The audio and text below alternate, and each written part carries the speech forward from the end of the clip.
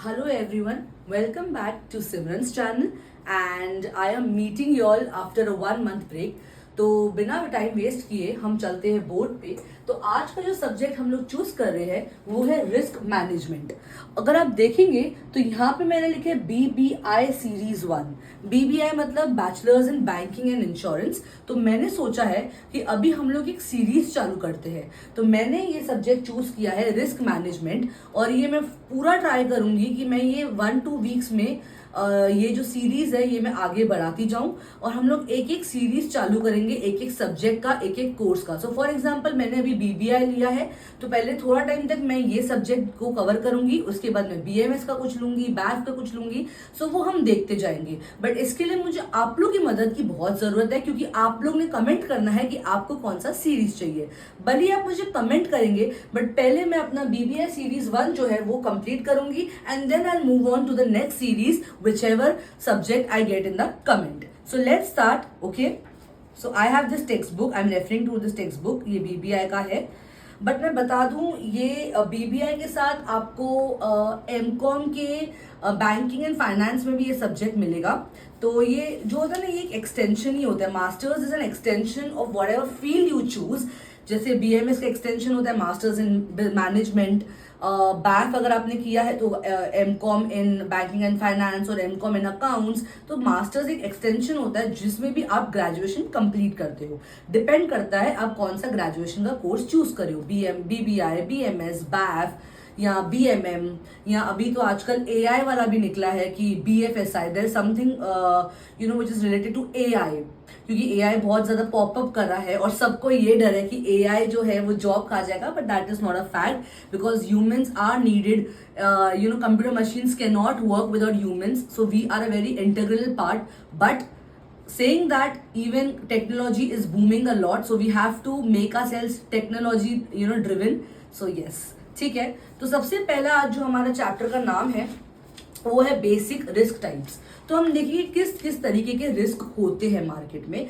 In fact जो पहला ही risk है उसका नाम है मार्केट रिस्क। अब मार्केट रिस्क होता क्या है, पहले मैं यहाँ पे लिख देती हूँ बोर्ड पे।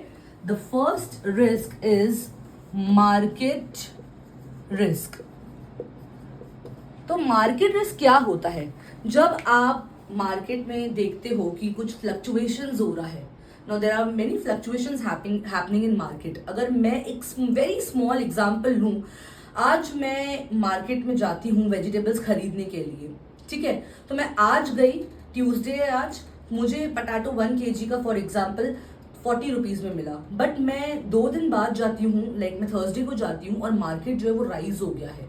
मैंने 40 रुपीज का ट्यूसडे को खरीदा था, लेकिन मैं जब 2 दिन के बाद जाती हूँ तो वो जो प्राइस है वो 45 हो जाता है। 5 रुपीज से 1 kg ऊपर हो जाता है, राइज हो जाता है। तो ऐसा क्यों हुआ? अब उसके बहुत सारे रीजंस होते हैं। सबसे पहला रीजन होता है कि मार्केट में कुछ तो चीज हो रही है। जैसे अभी आपने देखा होगा कि वॉर सिचुएशन चालू है, तो पहले ही हम लोगों को मोदी जी जो है वो अवेयर कर रहे हैं कि गोल्ड मत खरीदो और अपने घर में जितना हो सके अपना ग्रोसरी जो है वो स्टोर करके रखो, ऑयल जो है वो स्टोर करके रखो, because there is a reason attach to it कि कभी भी मार्केट में कुछ भी वॉर होगा तो वो इम्पैक्ट हर एक कंट्री पे होने ही वाला है। बिकॉज जब 2 देश वॉर पे आते हैं तो उसके साथ जो नेबरिंग नेशंस है उनको भी बहुत अफेक्ट करता है, जिसकी वजह से जो मार्केट में फ्लक्चुएशंस आप देख सकते हो। कभी ड्रॉट हो गया, कभी सुनामी आ गई, उसके वजह से भी वो इम्पैक्ट करता है। तो बहुत सारे रीजंस होते हैं। कभी गवर्नमेंट की कुछ पॉलिसी चेंज हो गई। अब अगर आप देखोगे तो पेट्रोल के दाम बढ़ गए हैं। अब क्या कर सकते हैं?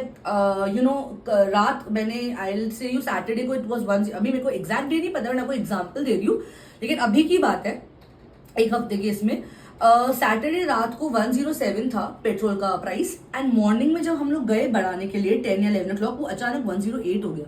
मतलब आप देख रहे हो फ्लक्चुएशंस रात में चेंज हो रहा है, एक रात में इतना चेंजेस आ रहा है। तो ये इसको हम बोलते हैं मार्केट रिस्क। ये ऐसा रिस्क होता है जो कुछ फैक्टर्स के ऊपर डिपेंडेंट होता है। नेशन के कुछ फैक्टर्स के ऊपर जो डिपेंडेंट होता है वो होता है market risk. So dependent on nation factors, nation factors. तो नेशन के कुछ फैक्टर्स के ऊपर ये डिपेंडेंट होता है और इसको आप चेंज नहीं कर सकते, बिकॉज ये सबके लिए एप्लीकेबल है, ये यूनिवर्सल है। But universal in the sense जो कंट्री में आप रह रहे हो, जो स्पेसिफिक स्टेट में आप रह रहे हो, उसके लिए यूनिवर्सल है। यूनिवर्सल मतलब ग्लोबली मैं बात नहीं कर रही हूँ, बट फॉर एग्जाम्पल महाराष्ट्र है तो महाराष्ट्र में आपको ये पूरा सिनेरियो देखना पड़ेगा। तो क्या बोलते हैं, यही है कि जो अब डिपेंडेंट होता है कुछ फैक्टर्स के ऊपर। अब हम थोड़ा डेफिनेशन जो है रीड करेंगे। This is the risk that the value of a portfolio either trading or investment will decrease due to the change in the value of market risk factors.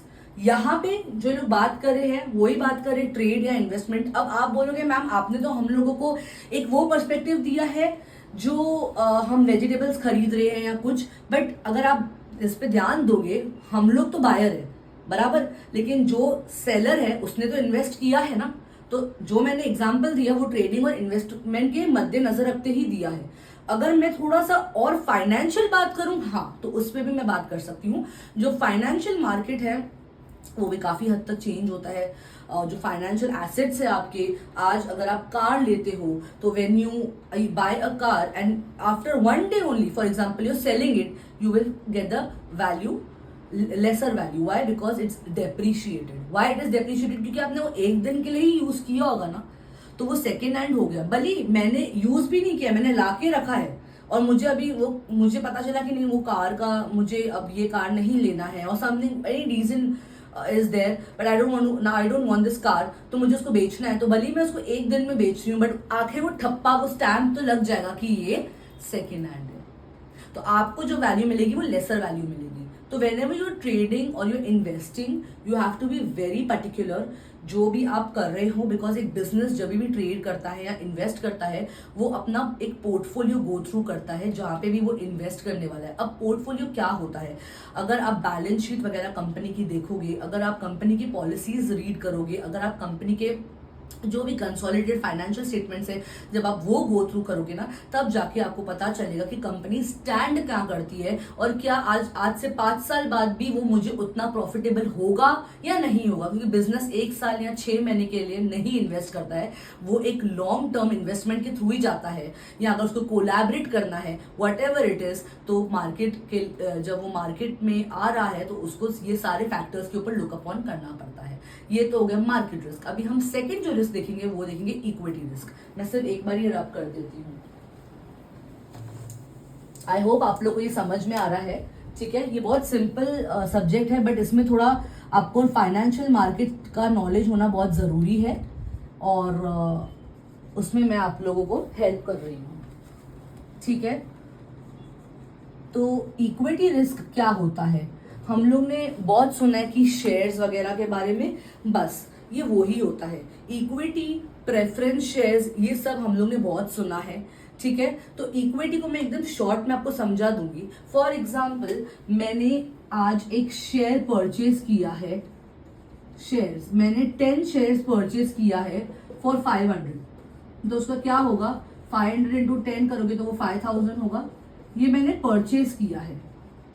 अब मैं 2 दिन के बाद आफ्टर 2 डेज मैं इसको सेल कर रही हूं। ठीक है, वही 10 शेयर्स को 45 रुपीज में, 100 शेयर्स को सॉरी नहीं हाँ करेक्ट 450 में मैं 10 शेयर्स बेच रही हूँ। तो कितना हो गया 4500। मैं एक बार आपको बताती हूँ, मैंने परचेज किया था 10 शेयर्स 500 रुपए में, तो उसका टोटल अमाउंट आ गया 5000। कैसे आया? When I multiply price into quantity, but when I am selling it in 450 rupees and the shares are same only 10 shares. Again price into quantity करोगे तो 450 इंटू 10 हो जाता है 4500। तो आपने खरीदा था 5000 में, आप बेच रहे हो 4500 में, तो बीच का जो डिफरेंस है 5000 माइनस 4500 विच इज 500 शेयर्स, आप 500 रुपीज वो आपको क्या हो गया कम में, मतलब आपने कम में सेल किया। आपने परचेज तो 5000 में किया था बट आप सेल जो कर रहे हो 4500 में कर रहे हो। अब ऐसा क्यों? इसके भी बहुत सारे फैक्टर्स होते हैं जो मैंने आपको इतने सारे फैक्टर्स मार्केट रिस्क में बताया, बस आपको यहाँ पे अप्लाई करना है कि वॉर सिचुएशन हो गया या मार्केट क्रैश हो गया जिसकी वजह से बहुत लोग है ना ये शेयर्स में इन्वेस्ट करते हैं, बट ऐसे भी लोग हैं जो नहीं करते हैं because this is subject to market risk. ये पहले ही बोला जाता है mutual funds shares are subject to market risk. इसके लिए अगर आपको कभी ट्राई करना है तो आप कम शेयर्स लेके ट्राई करो। ये पूरा एक गेम होता है, it's a game of knowledge. अगर आपको प्रॉपर नॉलेज है और अगर आप इसमें डीलिंग कर रहे हो या आपका खुद का बिजनेस है इसमें, देन इट्स ओके। बट अगर आप एक न्यू हो और आपको एक मिनिमल अमाउंट का, अगर आपको चेक करना है कि क्या मैं इससे प्रॉफिट कमा रहा हूँ या लॉस, तो आपको एक मिनिमल अमाउंट से उसके साथ इन्वेस्ट करना चाहिए। बट अगेन ये पूरा गेम एंड लक के ऊपर होता है and this is subject to market risk. तो इसके लिए जितना हो सके we should not invest in shares otherwise see, अगर आप कर रहे हो इन्वेस्ट और आपको लॉस मिल रहा है, इट इज बेटर कि आप कुछ ऐसे जगह पे इन्वेस्ट करो जहां पे आपको इट्स ओके आपको उतना प्रॉफिट नहीं मिलेगा बट लॉस भी नहीं मिलेगा।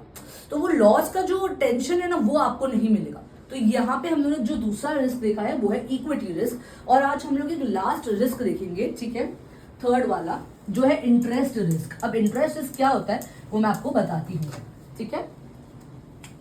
Third is interest risk.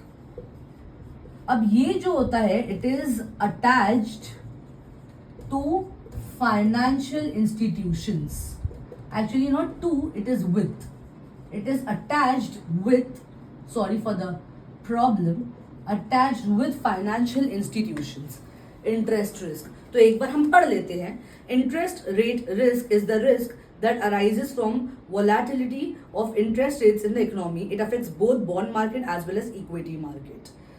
So for example, a bond which pays coupon of 12% when rate of interest is 10% will have market price higher than face value since coupon rate is higher than interest rates. Okay, so this is trying to explain you कि जब आप interest rate आपने for example मैंने एक loan लिया तब interest rate जो था वो 10% था। बट जब मैंने लोन लिया है तो there is 10% of interest rate which is applicable when I am paying back the loan. But due to some market fluctuations now it has rose to 12%, तो मुझे उतना ज्यादा पे करना पड़ेगा। मतलब मेरे जेब से 10% के बदले अब कितना जाएगा, 12%। तो वो एक प्रॉब्लम है। तो मतलब मैंने अगर समझो 1000 का लोन लिया है, उसका 10% कितना होता है, 100 रुपया। मतलब मुझे 1100 रुपये वापस करने थे, बट अभी इंटरेस्ट जो है वो 12% पे हो गया है। तो अब मुझे कितना 1200 देना पड़ेगा। समझ रहे हो आप बात को? मतलब नहीं 120 होता है, 120 होता है, माय मिस्टेक, 120 होता है। तो आपको अभी जो है मैं थोड़ा ना ऐसे कैलकुलेट करती हूँ जैसे मेरे को रॉन्ग नहीं मिले। सो 1220 मतलब आपको जो है 220 रुपीज ज्यादा देना पड़ रहा है। क्यों? अगेन मार्केट फ्लक्चुएशंस की वजह से। तो ये जो है ना कुछ रिस्क है जो आपके मनी के साथ एसोसिएटेड होते हैं। और अगर मैं एक बात बताऊं, जो इक्विटी है ना वो शेयर्स के साथ एसोसिएटेड होता है, ठीक है।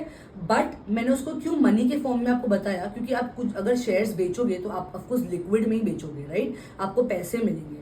इसके लिए जो इक्विटी शेयर है, हाँ वो शेयर्स के ऊपर रिस्ट्रिक्टेड है, but when you make money in cash तो वो आपके कैश पे बहुत ज्यादा अफेक्ट करता है। और इंटरेस्ट रेट रिस्क के बारे में हम थोड़ा और ज्यादा जानेंगे, ठीक है। तो interest rate risk also affects equity markets. There are certain sectors like banking, housing, automobile which are most affected by this kind of risk. क्यों ऐसा वो लोग बोल रहे हैं? क्योंकि इंटरेस्ट तो है, आप कोई भी चाहे सेक्टर में हो, आप मतलब लोन तो लोगे ही, आप इन्वेस्ट तो करोगे। इन्वेस्टमेंट के लिए आपको लोन की जरूरत पड़ेगी, लोन के लिए आप इंटरेस्ट रेट के साथ सिचुएटेड हो, अटैच्ड हो। तो आप कोई भी चाहे सेक्टर में हो, आपको इंटरेस्ट रेट का जो रिस्क है वो बेयर करना ही पड़ेगा। This is bare minimum, you have to accept it. Just is that आपको बहुत सोच समझ कर कहाँ पे भी इन्वेस्ट करना है, ट्रेड करना है। इसके लिए आपको जो है बहुत ज्यादा मार्केट रिसर्च करने की जरूरत है कि मैं कहाँ, जो भी मैं सेक्टर में जा रहा हूँ या जा रही हूँ, I have to be very much known to the risk of these factors, ठीक है। आई होप आप लोग को ये क्लियर है। कल मैं जो है आगे जाऊंगी, मैं बताती हूँ कल मैं कौन सा टाइप देखूंगी।